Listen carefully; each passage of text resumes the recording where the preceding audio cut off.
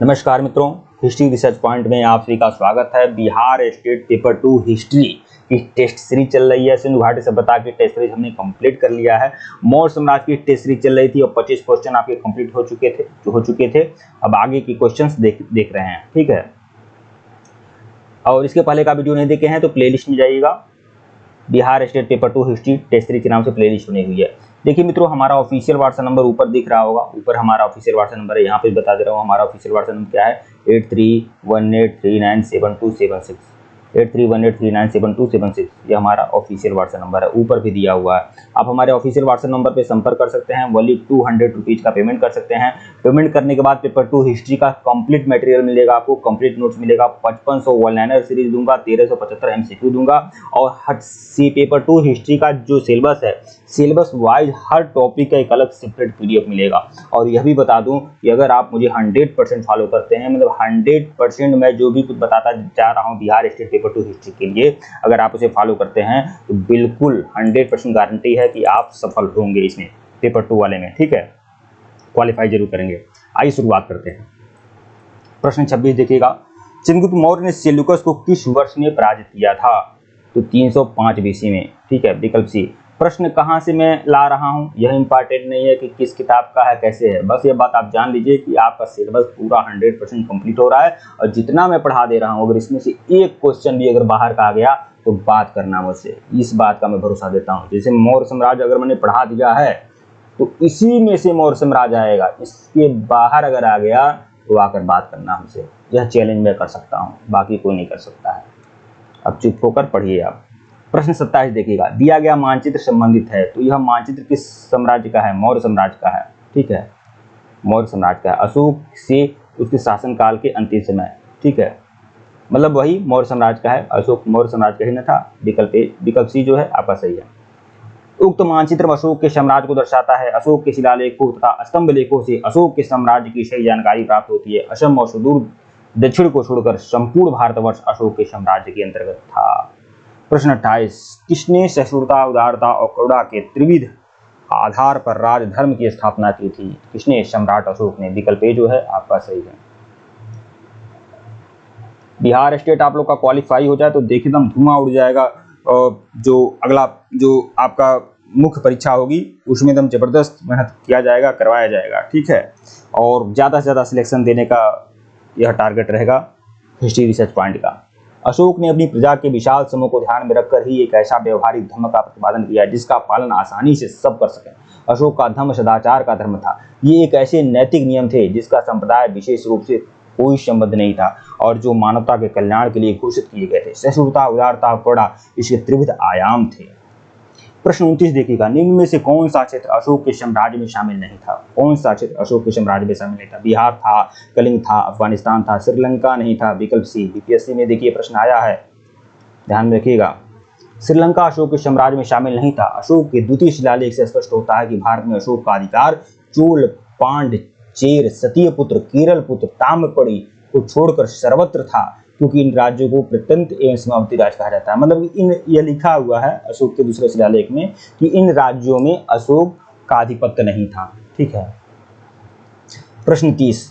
अशोक के उल्लेखित अभिलेखों में किसमें दक्षिण भारतीय राज्यों का उल्लेख मिलता है? तो देखिए दूसरे में भी मिलता है और 13 में भी मिलता है। तो दूसरा और 13वां, तो 13वां तो है नहीं, दूसरा है द्वितीय शिलालेख। विकल्प बी जो है आपका सही है। अशोक के अभिलेखों को 3 वर्गों में बांटा गया है: शिलालेख, स्तंभलेख, गुहालेख। देखिए हमारे पढ़ाने की स्पीड, हमारा टेस्ट करवाने की स्पीड थोड़ा बहुत ज़्यादा हाई है, ठीक है। मैं जल्दी जल्दी पढ़ा रहा हूँ। आप जानते हैं कि अभी समय बहुत कम है, तो बहुत कम समय में मैं देना चाहता हूँ, प्रयास कर रहा हूँ। देखिए कितना मटेरियल मैं दे पाता हूँ। तो आप लोगों के पास अगर आप लोग थोड़ा धीरे धीरे आहिस्ता आहिस्ता सुनने के आदी हैं तो आपको मैं बता दूँ कि यूट्यूब पे इस प्रकार की फैसिलिटी है कि आप हमारी स्पीड को हाई या स्लो कर सकते हैं।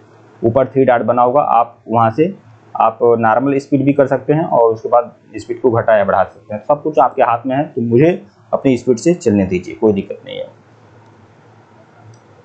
प्रश्न 31 देखिएगा। भारत का प्रथम अस्पताल औषधि बाग निर्माण करवाया था किसने? सम्राट अशोक ने। विकल्प ए जो है आपका सही है। सम्राट अशोक युद्ध के लिए इतना प्रसिद्ध नहीं था जितना एक धर्म विजेता और लोकोपकारी कार्यों से प्रसिद्ध हुआ। यह न केवल मानव वरन संपूर्ण प्राणी जगत के प्रति उदारता का दृष्टिकोण रखता था।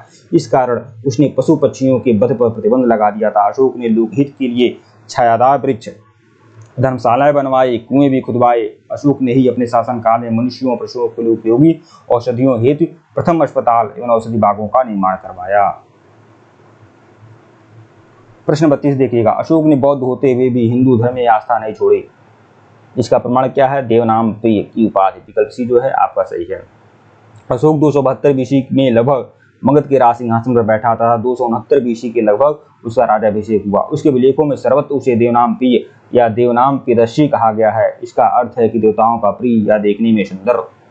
प्रश्न 33 देखिएगा कि निम्नलिखित में से किस स्रोत से अशोक के राज्यकाल में तृतीय बौद्ध संगीत होने का उल्लेख मिलता है? तो तृतीय बौद्ध संगीत अशोक के समय में हुई थी, लेकिन इसका उल्लेख किसमें मिलता है? तो दीपवंश और महावंश। दीपवंश और महावंश, इसे बौद्ध धर्म का रामायण और महाभारत भी कहा जाता है, दीपवंश और महावंश को। ठीक है, इसमें यह उल्लेख मिलता है कि अशोक के समय में ही तीसरी बौद्ध संगीत हुई थी, दीपवंश और महावंश। तो विकल्प सी जो है आपका सही है। सिंहली अनुसूचियों दीपवंश और महावंश के अनुसार अशोक के राज्यकाल में पाटलिपुत्र में बौद्ध धर्म की तीसरी संगीत हुई थी। इसकी अध्यक्षता मोगलीपुत्र तिष्य नामक बौद्ध भिक्षु ने किया था। प्रश्न 34 देखिएगा, अशोक के शासनकाल में बौद्ध सभा किस नगर में आयोजित की गई थी? तो पाटलिपुत्र में। विकल्प बी जो है आपका सही है। बीपीएससी में देखिए प्रश्न पूछा गया है। प्रश्न 35, निम्नलिखित मौर्य शासक बौद्ध धर्म के अनुयायी थे। तो बौद्ध धर्म के अनुयायी कौन कौन शासक थे? तो चंद्रगुप्त तो जैन धर्म का था, बिंदुसार जो था आजीवक संप्रदाय का था, अशोक और दशरथ 2 और 4। विकल्प डी जो है आपका सही है। मौर्य शासकों अशोक और उसका पुत्र दशरथ बौद्ध धर्म के अनुयायी थे। दशरथ भी अशोक की तरह देवनाम पी की उपाधि धारण करता था। यह भी इंपॉर्टेंट है कि देवनाम पी की उपाधि सिर्फ अशोक की नहीं थी, उसके पुत्र दशरथ भी उसको फॉलो करता था और वह भी देवनाम प्रिय की उपाधि धारण करता था। और अशोक की तरह दशरथ भी बौद्ध धर्म का अनुयायी था। प्रश्न 36, रज्जुक थे।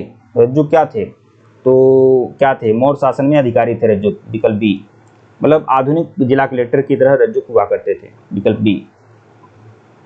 अशोक के अभिलेखों में रज्जुक नामक अधिकारी का उल्लेख मिलता है। अपने चौथे स्तंभ लेख में अशोक रज्जुकों में पूर्ण विश्वास करते हुए कहता है कि जिस प्रकार माता पिता योग धात्री के हाथों में बच्चों को सौंप कर आश्वस्त हो जाती हैं, उसी प्रकार मैंने ग्रामीण जनता से सुख के लिए रज्जुकों की नियुक्ति की है।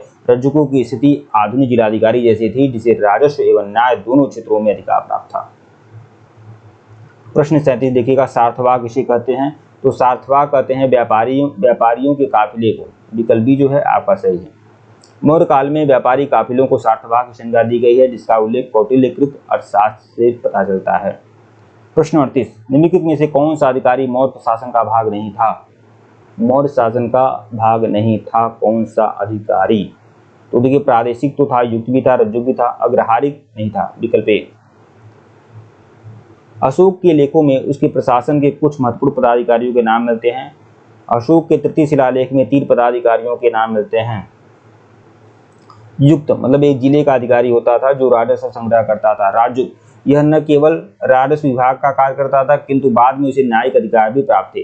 देखिए युक्त जो था केवल राजस्व वसूल करता था, राजस्व संबंधी अधिकारी था, लेकिन राजुक जो था राजस्व विभाग का भी कार्य करता था और न्यायिक अधिकार भी इसे प्रदान थे। प्रादेशिक, यह मंडल का प्रधान अधिकारी था, मतलब कमिश्नर की तरह था। यह वर्तमान में संभागीय आयुक्त की तरह था, इसे न्याय का कार्य भी करना पड़ता था। तो युक्त रज्जुक प्रादेशिक मौर्य शासन के शीर्षस्थ अधिकारी थे। प्रश्न 39, सारनाथ स्तंभ का निर्माण किसने करवाया? तो सम्राट अशोक ने। विकल्प बी जो है आपका सही है। सारनाथ स्तंभ का निर्माण अशोक ने करवाया था। इस स्तंभ के शीर्ष पर सिंह की आकृति बनी है जो शक्ति का प्रतीक है। इस प्रतिकृति को भारत सरकार ने अपने प्रतीक चिन्ह के रूप में लिया है। यह स्तंभ मौर्य युगीन वास्तुकला का सबसे अच्छा उदाहरण है। मौर्य युगीन सभी स्तंभ, देखिए अब देखिए मौर्य युगीन जो स्तंभ हुआ करते थे वह कहाँ से आते थे, किस पत्थर के थे?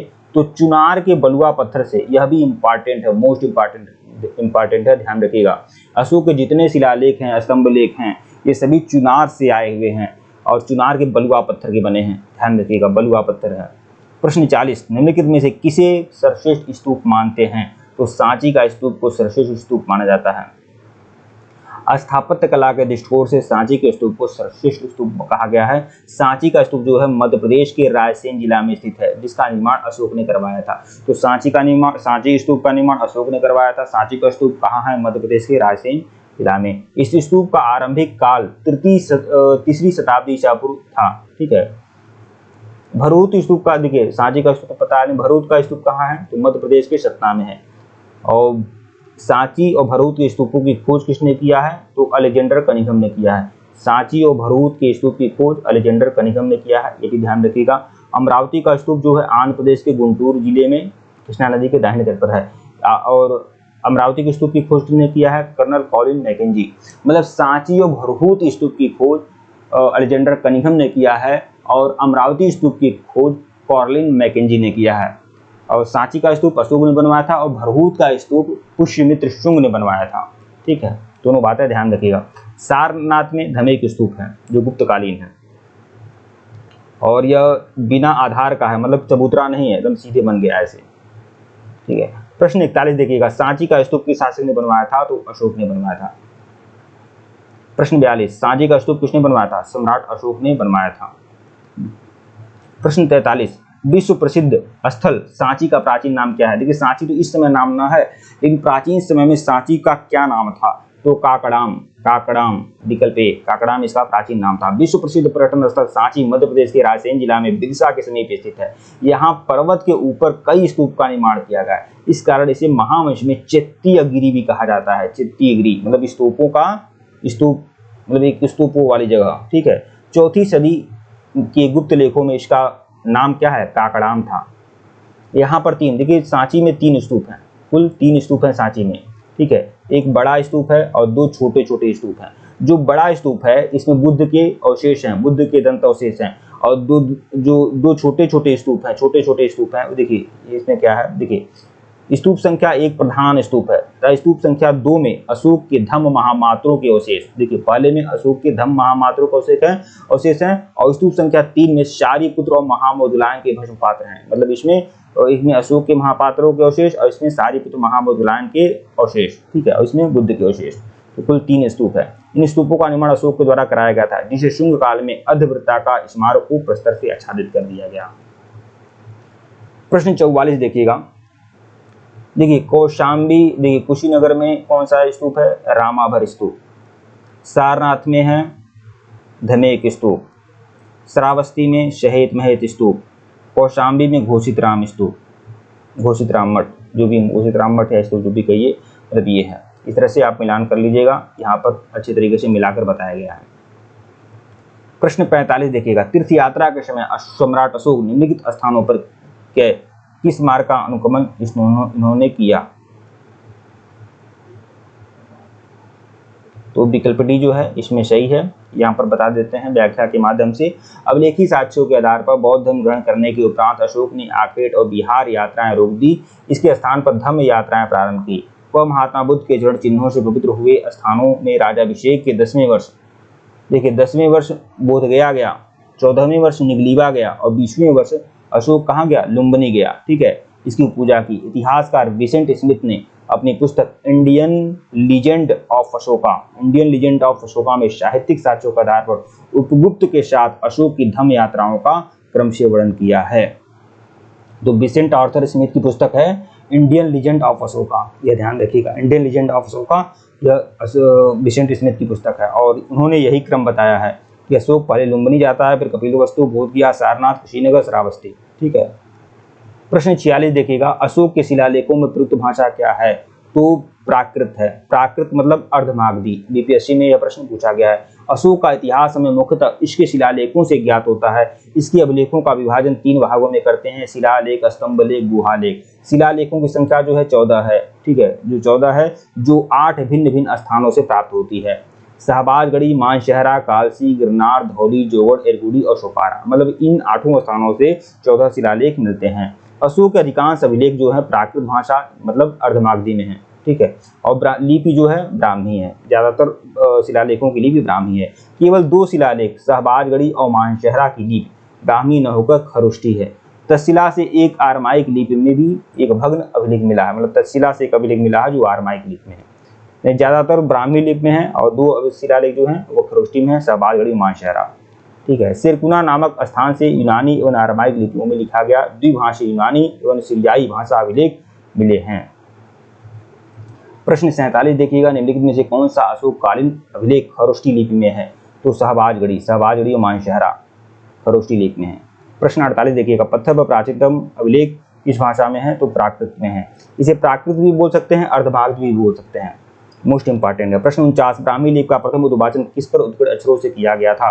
तो पत्थरों की पट्टियों पर। जो ब्राह्मी लिपि का जो उद्वाचन किया गया है यह पत्थरों की पट्टियों पर किया गया है। ब्राह्मी लिपि का प्रथम उद्वाचन पत्थर की पट्टियों पर अक्षरों से हुआ है। इस कार्य को संपादित करने वाले प्रथम विद्वान सर जेम्स प्रिंसेप थे।